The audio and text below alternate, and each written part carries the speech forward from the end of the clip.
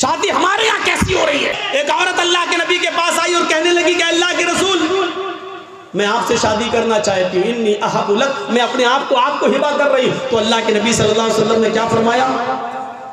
اب مجھے ضرورت نہیں ہے۔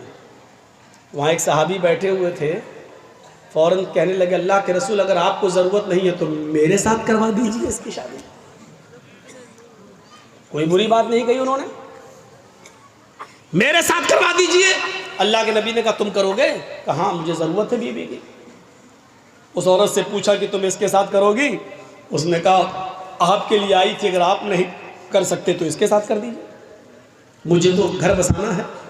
تو اللہ کے رسول نے اس آدمی سے، اس صحابی سے پوچھا کیا دو گے اس کو مہر میں؟ یہ نہیں پوچھا لڑکی سے تیرا باپ ہے، تیرا بھائی ہے، کیا دے گا اس صحابی کو؟ یہ نہیں پوچھا، بلکہ کیا پوچھا اس صحابی سے کیا دو گے اس کو مہر میں؟ کہتا مہر میں کیا دو گے؟ کچھ نہیں ہے میرے پاس۔ بخاری کی حدیث کے الفاظ ہے ما عندی شیء، میرے پاس کچھ نہیں ہے، کچھ نہیں ہے اور شادی کا سپنا۔ آئے ہائے ہائے، اسلام دیکھیے، اسلام کچھ نہیں ہے اور شادی کا سپنا، کچھ نہیں ہے اور شادی کرنا چاہتا ہے۔ اللہ کے نبی نے فرمایا نہ ایسا مت کہو کچھ نہیں ہے، گھر جاؤ شاید کچھ سامان مل جائے، لے کر آؤ، وہی اس کو مہر دے دیں گے۔ ہاں ہاں ٹھیک ہے میں جا رہا ہوں۔ گھر گیا، اپنی ماں سے، باپ سے، بھائی سے، بہن سے، سب سے پوچھ ڈالا کچھ ہے؟ پتہ چلا کچھ نہیں ہے۔ آیا کہ اللہ کے رسول گھر میں کوئی چیز نہیں ملی۔ آپ نے کہا دیکھو تم شادی کرنے جا رہے ہو، بیوی کو کچھ تو مہر دینا پڑے گا نا۔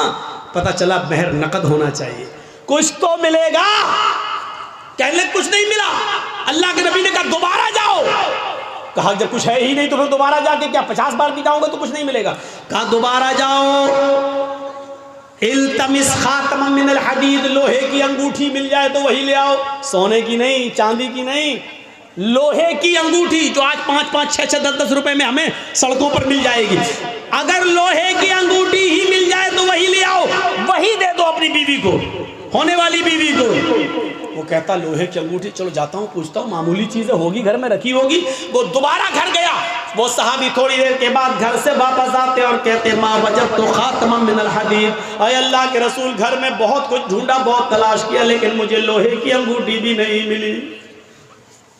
مایوس ہو گئے۔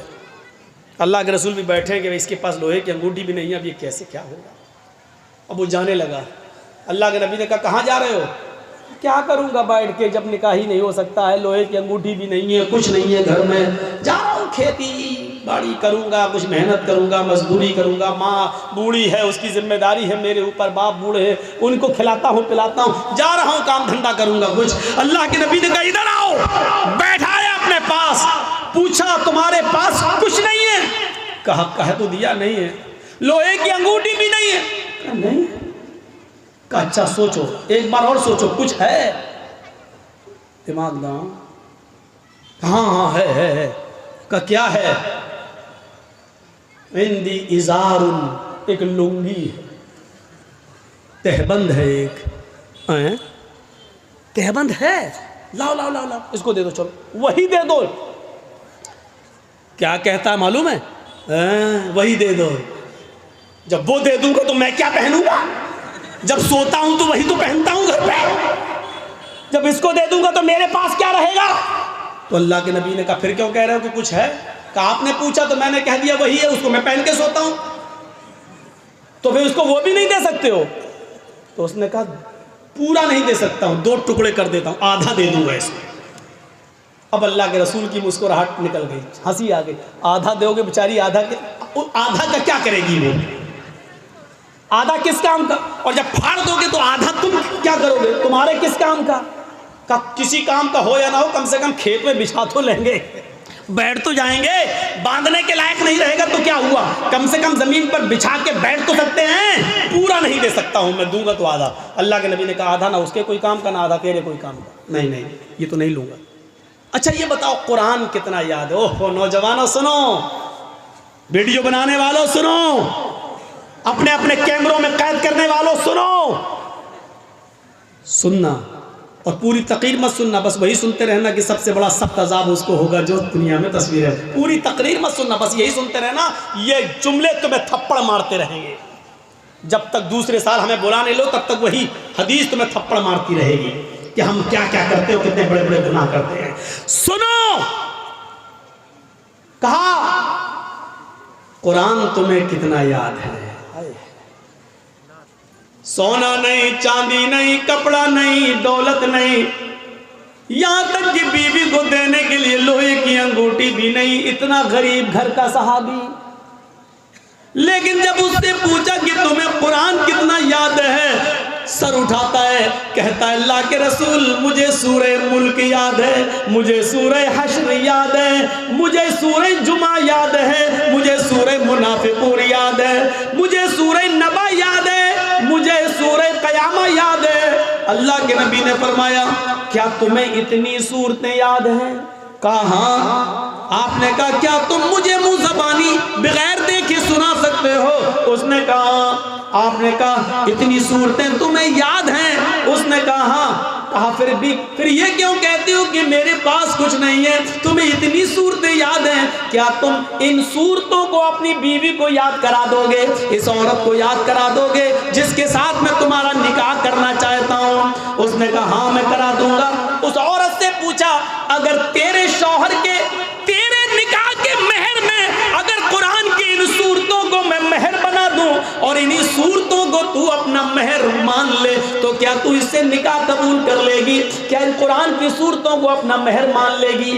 کہنے لگی روتے ہوئے اے اللہ کے نبی، جس عورت کی شادی میں، جس عورت کے نکاح میں قرآن کی صورتیں مہر بن جائیں، اس سے زیادہ بابرکت نکاح کس کا ہو سکتا ہے؟ اس سے زیادہ پاکیزہ نکاح کس کا ہو سکتا ہے؟ پھر اللہ کے نبی نے ان صورتوں کو ہی مہر بنا دیا اور اس کے بعد نکاح پڑھا دیا۔ اس عورت کا نہ کوئی باپ تھا، نہ چچا تھا، نہ بھائی تھا، اس لیے خود اللہ کے رسول قاضی کی حیثیت سے اس کے ولی بن گئے، سرپرست بن گئے، اور آپ نے اس کا نکاح کر کے اسی دن بھیج دیا۔ نہ بارات کا پتہ تھا، نہ ابڑنے کا پتہ تھا، نہ ہلدی کا پتہ تھا، نہ مہندی کا پتہ تھا، نہ لڑکیاں لڑکے کو دیکھنے آئیں، نہ لڑکی والے دیکھنے آئے، وہیں پر نکاح ہوا اور سب کچھ ہو گیا سارا۔ اور سنو، یہ نکاح جتنی سادگی کے ساتھ ہوا، 1400 سال کے بعد آج بھی اس نکاح کا چرچا ہوتا ہے، اس نکاح کا تذکرہ ہوتا ہے، اس نکاح کا ذکر ہوتا ہے، 1400 سال کے بعد بھی اس نکاح کا ذکر ہو رہا ہے۔ تو میرے بھائیوں، میں کہنا یہ چاہ رہا تھا کہ اسلام مکمل ایک مذہب ہے، مکمل کمپلیٹ ایک دین ہے، کمپلیٹ۔ اسلام کے علاوہ کوئی دین کمپلیٹ نہیں ہے۔ اسلام کی خصوصیت ایک اور ہے، کیا ہے؟ یہ دین معتدل ہے۔ معتدل کس کو کہتے ہیں؟ آئیے ذرا سن لیجئے۔ دین معتدل، اعتدال، جس کے اندر میاں نہ روی ہو، جس کے اندر نہ بہت زیادتی ہو نہ بہت کمی ہو، اعتدال، یہ صرف اسلام کی خصوصیت ہے۔ کیا ہوا؟ کچھ ہوا ہے؟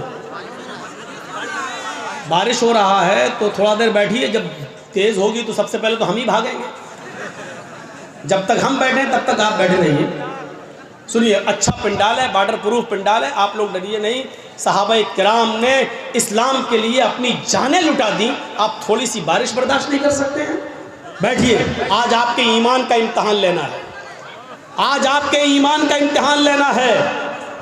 جو یوگی اور مودی کا پرستار ہے وہ جائے، جو محمد الرسول اللہ کا پرستار ہے وہ بیٹھے، جو ایمان جس کے دل میں وہ بیٹھے، جس کو ان سیاسی لیڈروں سے محبت ہے وہ جائے، جس کو ایمان سے پیار نہ ہو وہ جائے، جس کو محمد رسول اللہ کی شریعت سے پیار ہے وہ یہاں بیٹھے، وہ یہاں سنے۔ میرے بھائیوں، اسلام ایسے ہی نہیں ملا ہے، ایسے ہی نہیں ملا ہے۔ صحابہ کی قربانیوں کے بعد، ان کی گردنیں کٹنے کے بعد، ان کی شہادتوں کے بعد یہ اسلام ہم تک آیا ہے۔ سمیہ رضی اللہ تعالیٰ عنہ نے اپنی شرمگاہ میں نیزہ داخل کروایا تھا، لیکن اللہ اللہ کہتی رہی تھی، اس کے دونوں پیر باندھ دیے گئے تھے، چیر دی گئی جسم سے دو ٹکڑے کر دیے گئے، لیکن اسلام کو نہیں چھوڑا۔ آؤ، تم سمیہ جیسی صحابیات کے ایمان پہ بھروسہ کرتے ہو تو بیٹھو، ان کی طرح ایمان اگر تمہارے دلوں میں موجود ہے تو بیٹھو، اور دیکھتا ہوں کہ کون ہے جو بارش کے چند قطروں سے ڈر کے بھاگتا ہے، اور کون ہے جو اپنے ایمان کا، اپنے اپنے ایمان کی مضبوطی کا ثبوت پیش کرتا ہے۔ میرے پیارے ساتھیوں، آپ کو بیٹھنا ہوگا اور جس کو جانا ہو جائے، جس کے جیب میں نوٹوں کی گڈی ہو اور بارش کے قطروں سے اس کے بھیگ جانے کا ڈر ہو، وہ جائے یہاں سے۔ مولوی جرجیز کو ایسے جوانوں کی ضرورت نہیں ہے، ایسے جوانوں کی ضرورت نہیں ہے۔ جرجیز کا راہ بڑا مشکل ہے، جرجیز کا راستہ بڑا کٹھن ہے۔ ہمارے راستے پر وہ چلے جو کانٹوں پہ چلنا جانتا ہو، ہمارے راستوں پہ وہ چلے جو آگ کے انگاروں پر جس کو ڈر ہو کہ ہمارے پیروں میں پھلک پڑ جائیں گے، وہ جائے۔ اور جس کو امید ہے کہ ہم آگ کے انگاروں پہ چل جائیں گے قرآن و حدیث کی آواز سن کر، جس کو ایمان کے لیے آگ کے انگاروں پہ چلنا گوارا ہو، وہ یہاں بیٹھے۔ اب دیکھتا ہوں کہ کس کے ایمان میں کتنی طاقت ہے اور کس کا ایمان کتنا کمزور ہے۔ میں نے دونوں چیزیں بتا دی ہیں آپ کے سامنے۔ اسلام ایک دین معتدل ہے، میاں نہ روی، برابری، اس کے اندر نہ زیادتی ہے نہ کمی ہے۔ سنیے، اسلام کی پہلی بنیاد 5 چیزوں پر جو رکھی گئی ہے، اس کی پہلی بنیاد کیا ہے؟ کلمہ طیبہ، لا الہ الا اللہ محمد رسول اللہ۔ یہ کلمہ پڑھنا ضروری ہے، لیکن کسی کو زبردستی پڑھوا کر اس کو مسلمان کرنا اسلام کے اندر حرام ہے۔ اس کے بعد اسلام کی دوسری بنیاد آتی ہے نماز۔ نماز فرض ہے، بہت ضروری ہے، لیکن اپنا کام دھندا چھوڑ کے 24 گھنٹے سجدوں پہ سجدے ٹھوکے رہنا، یہ اسلام نے اس کو جائز قرار نہیں دیا ہے۔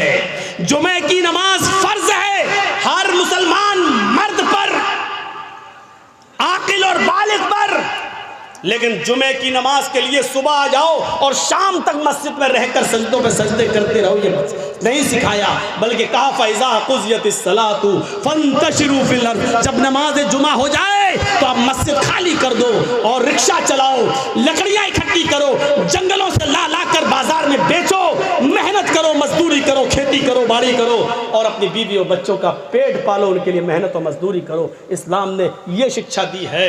نماز فرض ہے، لیکن 24 گھنٹے سجدہ کرنا اسلام کے اندر جائز نہیں ہے۔ زکوٰۃ غریبوں کی بہت بڑی ہمدردی ہے۔ آپ کے پاس ایک لمٹ ہے، ہندو دھرم میں بھی زکوٰۃ ہے، لیکن لمٹ نہیں ہے۔ یہ اسلام لمٹ متعین کرتا ہے، کتنا سونا ہونا چاہیے تب کتنی زکوٰۃ ہوگی، چاندی کتنی ہونی چاہیے تب اس پر زکوٰۃ ہوگی۔ سونا اور چاندی نہیں ہے، لیکن پیسہ ہے، کتنا پیسہ ہوگی اس پہ زکوٰۃ ہوگی۔ آپ کے پاس مچھلیوں کی تالاب ہے تو کتنی مچھلیاں ہونی چاہیے جس پر آپ کے پاس زکوٰۃ ہوگی۔ آپ کے پاس بکریاں کتنی ہیں کہ جس پر کیا آپ کے اوپر زکوٰۃ فرض ہے۔ آپ کھیتی باڑی کرتے، کتنا دھان ہونا چاہیے کہ آپ کے اوپر زکوٰۃ ہے، کتنا گیہوں ہونا چاہیے کہ اس پر آپ زکوٰۃ دیں گے۔ بارش کے پانی سے کھیتی پیدا ہوئی ہے تو اس پر کتنی زکوٰۃ ہے۔ بارش نہیں ہوئی ہے، آپ نے پیسہ دے دے کر پانی خرید کر کھیتوں میں دیا ہے تو اس کے پانی سے جو پیداوار ہوئی اس پر کتنی زکوٰۃ ہے۔ اسلام نے ایک ایک چیز کو کمپلیٹ کر دیا اور بتا دیا ہے۔ موقع نہیں ہے کہ ان ساری چیزوں کو آپ کے سامنے رکھا جائے، آپ کے سامنے رکھا جائے۔ آپ اپنے جس مکان میں رہتے ہیں اس پہ زکوٰۃ ہے یا نہیں؟ ایک مکان کے علاوہ 2-3 پلاٹ آپ نے اور خرید رکھے ہیں، اس پر زکوٰۃ ہے یا نہیں؟ اگر وہ مکان پلاٹ آپ کے ہیں تو اس پر زکوٰۃ ہے یا نہیں؟ اگر اس کو بیچنے کے لیے رکھے ہیں، آپ اس کو بیچیں گے، بزنس کر رہے ہیں، اس کو بیچ کر پھر دوسرا خریدیں گے، تو بیچنے کی نیت سے جو آپ نے زمین اور پلاٹ خریدے ہیں تو اس پر زکوٰۃ ہے یا نہیں؟ ہے تو کتنی ہے؟ آپ کپڑے کا کاروبار کرتے ہیں، اس پہ زکوٰۃ ہے یا نہیں؟ جس دکان میں بیٹھتے ہیں اس پہ زکوٰۃ ہے یا نہیں؟ دکان پہ جو مال رکھا ہے اس پہ زکوٰۃ ہے یا نہیں؟ یہ تمام چیزیں اسلام نے بتا دی ہیں۔ اس لیے کہتے ہیں کہ اسلام ایک مکمل مذہب ہے جو کسی دوسرے دھرم کے اندر آپ کو نہیں ملے گا۔ اتنا لکھا غریبوں کو دو، کتنا دو؟ کچھ نہیں۔ کروڑوں والا 1 روپیہ دے کے بھی نکل جا، ہو گیا۔ لیکن اسلام میں اگر 1 لاکھ روپیہ تمہارے پاس ہے تو 2500 دینا پڑے گا۔ 2500 اگر 2400 دو گے اور 100 روک لیا تب بھی آپ گناہ گار ہیں، یاد رکھیے گا۔ 1 لاکھ ہے، 2500 آپ پر زکوٰۃ بن رہی ہے۔ اگر آپ نے 2499 روپے دے دیے اور 1 روپیہ روک لیا تو آپ گناہ گار ہیں۔ اسلامی حکومت ہوگی تو آپ سے جنگ کی جائے گی، آپ سے قتال کیا جائے گا، آپ سے لڑا جائے گا۔